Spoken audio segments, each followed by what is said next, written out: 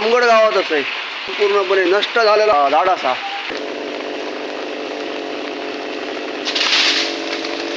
सागवानाच्या झाडाचे फांदी संपूर्णपणे पैत्याने मारलेली असत. भाऊ अशी कामा करून जागा होय, अशी पावसात अशी कामा करून आम्ही किती दिवस जगतलो. माझं नाव रामचंद्र परब. हा जो नारळाचं झाड होतं ते संपूर्णपणे मळून त्याचं पूर्ण जीर्ण झालेलं म्हणून ते तोडण्यात आलं. आता वादळ येत आहे, त्याच्यामुळे झाडं पडण्याची शक्यता असते. महादेव घाडीगावकर यांनी भर पावसामध्ये ही झाडं तोडलेली आहेत, तर त्यांचे आम्ही खूप खूप आभारी आहोत. धन्यवाद. नगरावातला होतं परत भेटाया. नगरावातला होतं काहीतरी नवीन घेऊन भेटाया. धन्यवाद.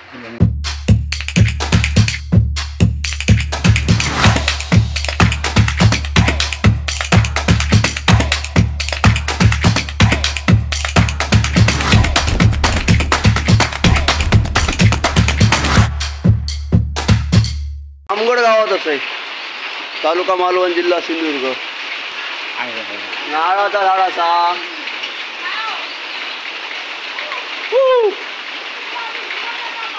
हा पाऊस लय पडता असा रामगडात. नारळाचा झाड असा. भोंग्याने खालेला असा. नारळाचा झाड होता, आता भोंग्याने खालेला असा. संपूर्णपणे नष्ट झालेला झाड असा. आणि वाजूक घर असा. कुसानं घरावर पडात म्हणून तोडूचा असा. नारळ झाड धरता होता चांगला. नारळ मीच काढायचो आणि सोंड्या भोंग्यान किंवा गेंड्या भोंग्यान त्याची सुई खालेली असा आणि झाड जगावलेला असा.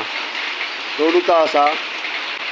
त्या बाजून महावितरणची विद्युत लाईन असा. अकडे घर असा, तकडे घर असा. परत जेवजावची वाट असा आणि जो कल असो अकडे असा. आणि खाली असा कोटालादी दिसता. कोटालादी असा. वरसून तुका खाली टाकले तर लादी फुटा शकता.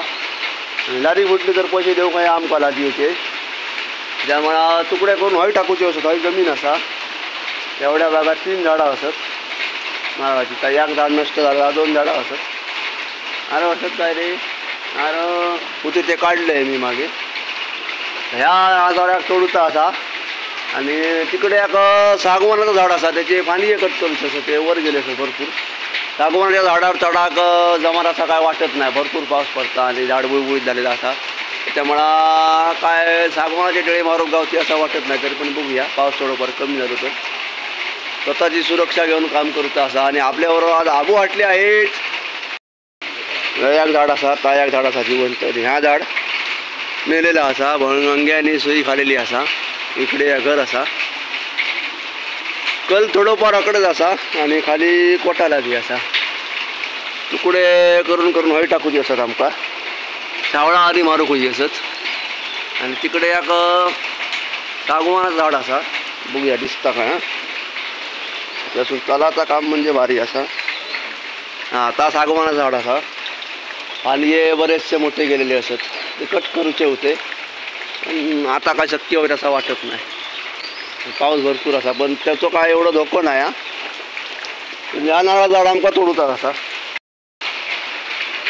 अशा पावसात काम करूचा लागता. कारण बरेच दिवस झालेले सांगान. आणि मालक असतात मुंबईत, ते आता इलेले असतात. आणि काय करून या नारळाचं झाड तोडूचाच असा म्हणून सांगले. कारण कुसला आणि जर घरावर किंवा तिकडे जर महावितरणच्या विद्युत लाईनीवर गेला ना तर नुकसान होऊ शकता.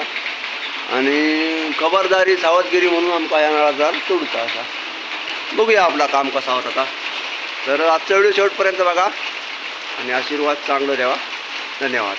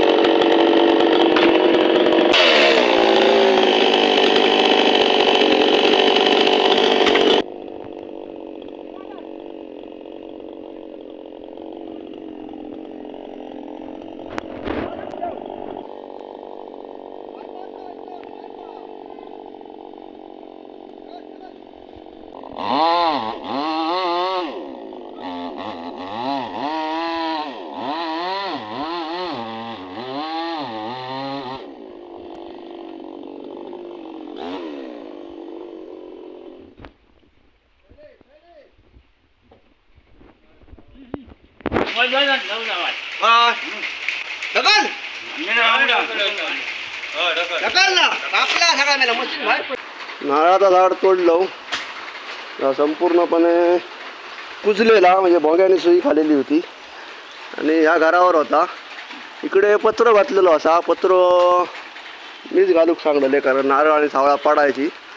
तेव्हा ते निर्णय घेतलेला तोडूचो, पण मीच सांगले की पत्र घालून घ्यावा कारण सावळा वगैरे नारळ वगैरे आम्ही काढून द्यायचो पहिल्या पावसाबरोबर आणि नंतर मग काय पडायची नाही सावळा नारळ. पण आता भोंग्यानेच खाल्यामुळे काय आज ना उद्या कुसात म्हणून तोडलं. सागवानाचे डळे मारूचे असत, काय करूया? वर चढाचा काम भारी यावर चढतालाच काय एवढे वर बघूया कसा कायदा आणि बस गोडभर चाय पिऊया. आबू वाटले आपलं काम करतं असं. सागवानाचा बघूया काय तर. सागवानाचा झाड असा आणि बरेचसा झपारलेला असा. इकडे महावितरणची विद्युत लाईन असा, इकडे काय घर काय मांगर असा, सिमेंटचे पत्रे असतात आणि ह्या मालकांचा घर असा. हा एक नारळ झाड असा. आबू काय करूया? मारशी वाजळी बुळबुळीत झाला. पावसात झाडा बुळबुळीत होतात पावसात, वर चढाचा पण जोखमीचा काम हा. पण काय बघूया, गावतात तेवढे डळे मारूचा विचार असा. हा काय गावतात ते मारूया बघूया. हां सागवानाच्या झाडाचे फांदये संपूर्णपणे पैत्यानं मारलेली असत. ते दोन वर जे गेले असत ना ते मारा म्हणतात. लय वर गेलेलो असा सागवान. इकडे महावितरणची विद्युत लाईन असा, इकडे घर असा.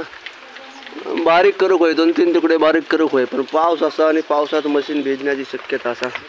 अबू अशी कामं करून जागा होय अशी पावसात अशी कामं करून आम्ही किती दिवस जगतलो बघूया.